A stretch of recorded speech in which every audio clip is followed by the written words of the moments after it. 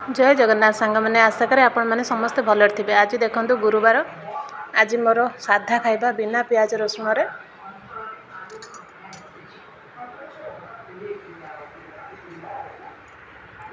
ये भात, अरुआ भात, डालमा, बाड़िया डालमा, सब प्रकार पनीपरिया मिसेकी कर मुग डाली पकईकी, आलू चकड़ा, ये बोईतालु फूल भजा, ये काकुड़ी आउ लेंबू कंचा लंका लुण।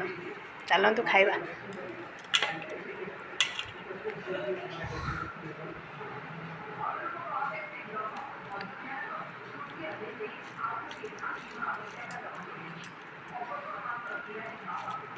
सब प्रकार परिया पकईकी डालमा बनईची।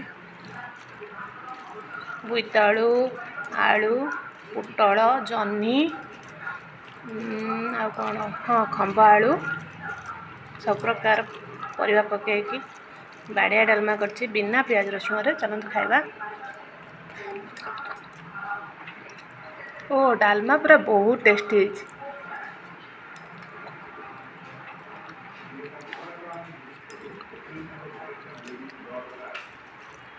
खाली डालमा रे ही पेट पूरी जो और किसी साइड आइटम दरकार हबनी।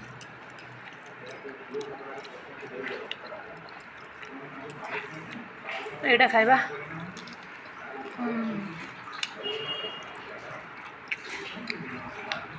बोईतालु फूल भी बहुत टेस्टी है। आलू भर्ता से भी बहुत टेस्टी है।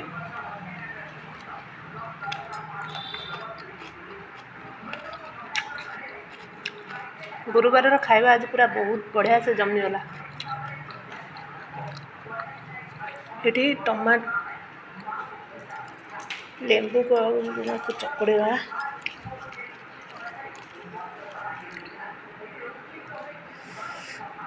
गुरुवार रे बिना प्याज रसुण रे खाइबार अलग गोटे थाए मजा।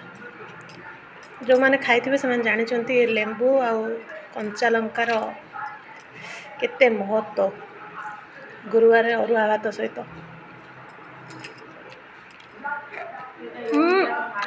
पूरा टेस्टी।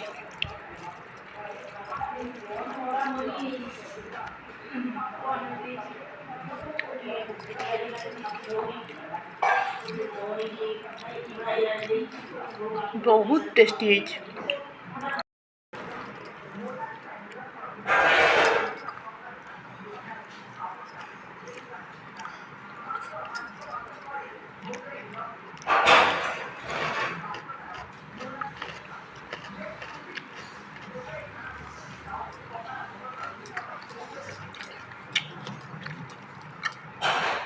गुरुवार खाद्य ही अलग।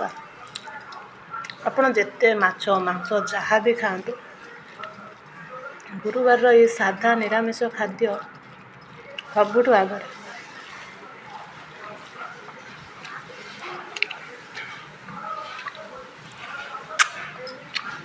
बहुत टेस्टी है।